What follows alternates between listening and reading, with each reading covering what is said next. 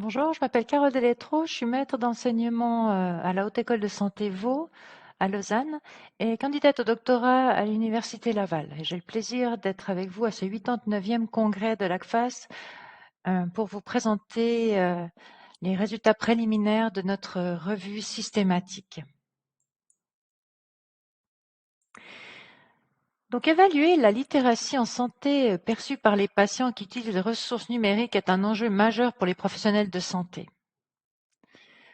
En effet, il est important de définir les compétences spécifiques à l'utilisation des ressources numériques devant être mobilisées par les patients afin de garantir une bonne utilisation par les patients. Mais il est également nécessaire de mieux connaître les outils de mesure existants et le cadre conceptuel sur lequel ils s'appuient et qui va orienter la mesure pour le patient. Donc nous allons aborder durant cette présentation, introduction en lien avec la littératie en santé numérique, les notions de mesure rapportées par les patients, puis la question de recherche de notre revue systématique, sa méthodologie, les résultats préliminaires, soit les outils de mesure existants et leur cadre conceptuel. Et nous terminerons par les enjeux que nous voyons en lien avec la littératie en santé numérique et sa mesure. Donc, les ressources numériques telles que les sites web santé ou la télésanté télémédecine sont autant d'exemples de services de santé en ligne offerts aux patients. La littérature relève un impact de ces ressources numériques sur certains résultats de santé pour les patients âgés et sur certains résultats cliniques pour les patients vivant avec des maladies chroniques.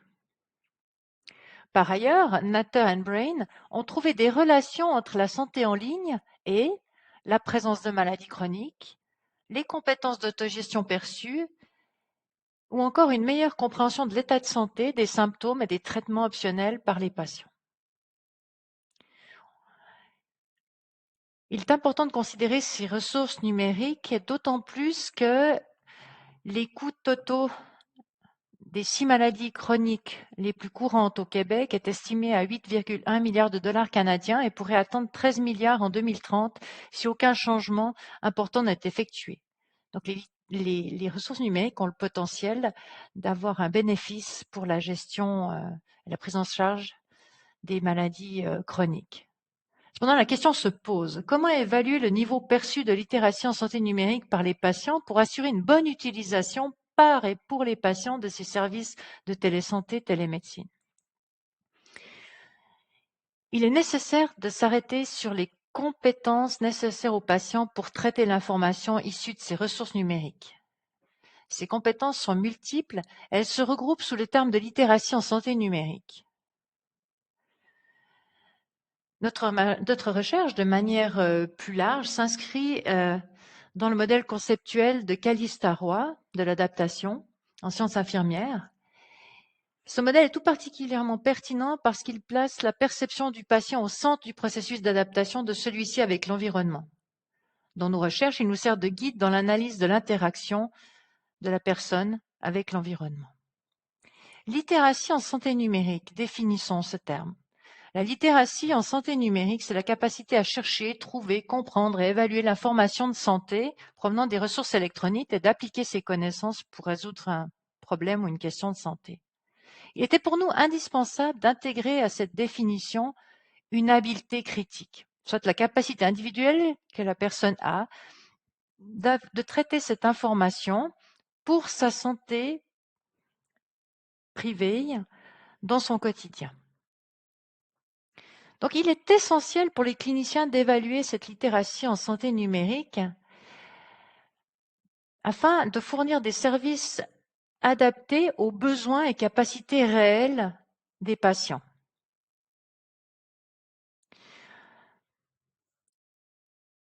De fait, il est nécessaire aussi d'avoir un instrument de mesure, et un instrument de mesure qui soit fondé sur des preuves théoriques et empiriques solides, mais qui doit également être représentatif de l'expérience des patients en matière de littératie en santé numérique dans leur vie quotidienne par rapport à leur santé.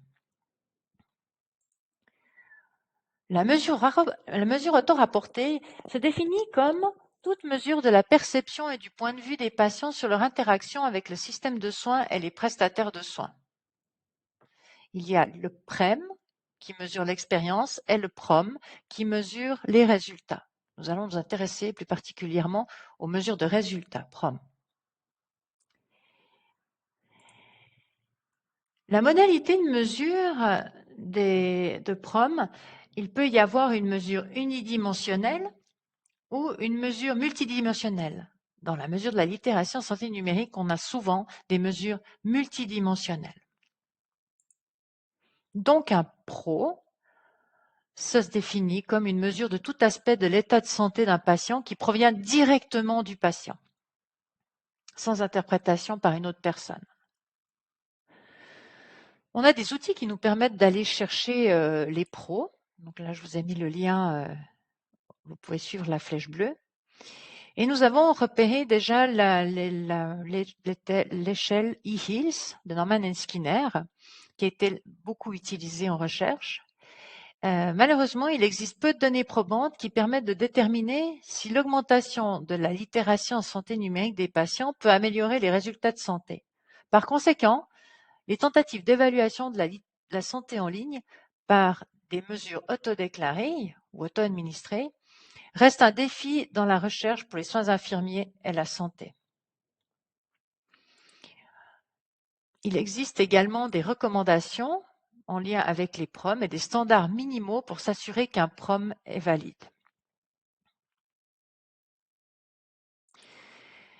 Nous allons mettre l'accent plus particulièrement sur le cadre conceptuel et s'intéresser au cadre conceptuel, car celui-ci oriente le cadre opérationnel et donc la mesure en clinique. Donc nous allons, lors de cette présentation, nous intéresser plus particulièrement sur les outils de mesure auto-administrés qui existent pour mesurer la littératie en santé numérique et quels sont les modèles conceptuels qui orientent leur développement. Nous avons donc effectué une revue systématique de la littérature des PROM.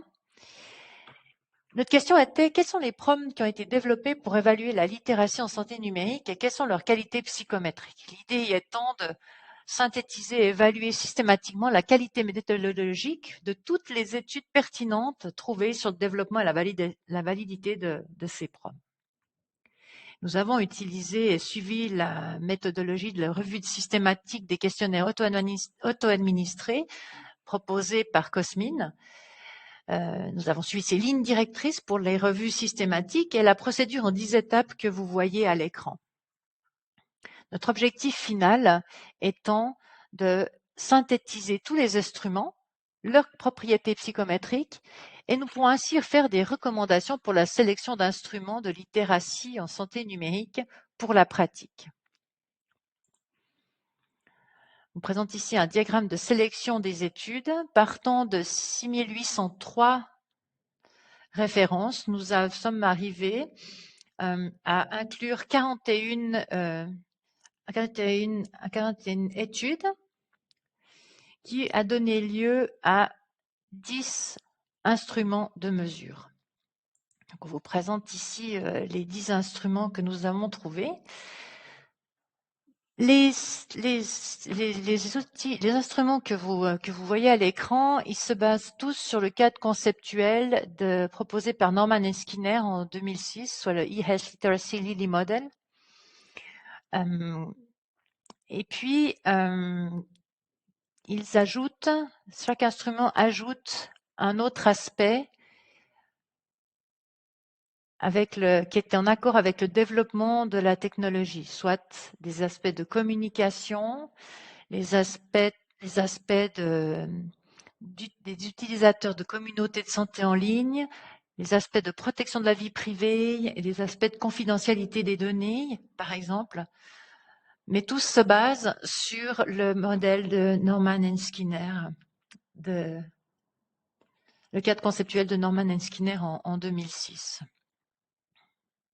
Dans les échelles les plus récentes, on a les travaux de Kaiser, Carnoët et Hall avec le EHLQ et le HLA, où là on trouve un modèle conceptuel, le e-Health Literacy Framework, que ces auteurs ont développé essayant de capturer les multiples facettes des utilisateurs en interaction avec le système de santé numérique. Donc, ils ont élaboré comme ça un questionnaire et un toolkit pour évaluer les capacités individuelles à utiliser à la littération santé numérique et l'interaction avec le système de santé.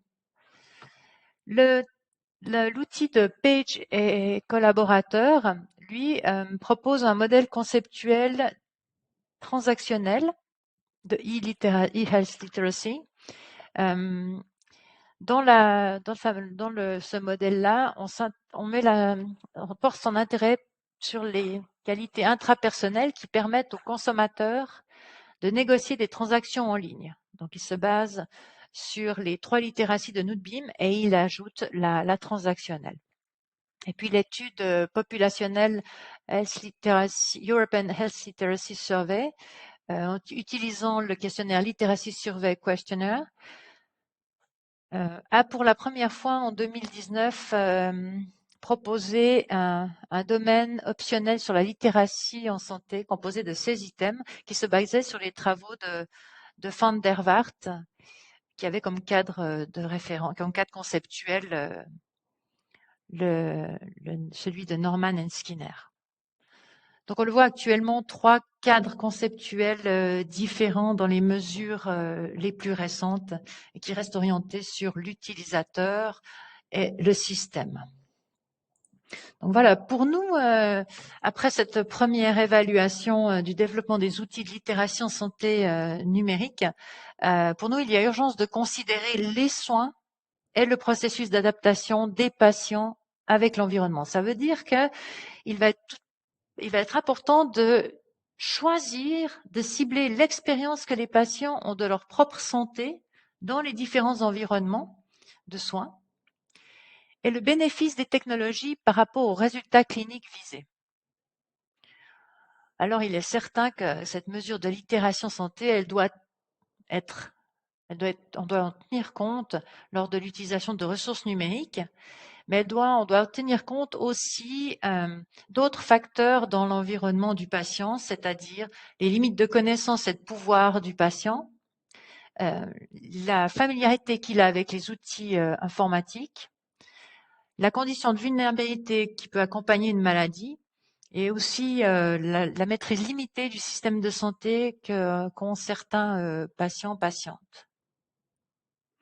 Et puis, il faut continuer la réflexion sur les objectifs de la collecte et des mesures autorapportées et de leur impact sur les patients, les prestataires de soins et les systèmes de soins. Voilà, je vous remercie pour votre attention et puis j'aurai plaisir à répondre à vos questions si vous pouvez me les écrire par l'adresse email ou au travers de notre site internet lisanne@esav.ch. Voilà, je vous remercie pour votre attention et puis je vous souhaite une très belle fin de journée. Merci beaucoup et à bientôt. Au revoir.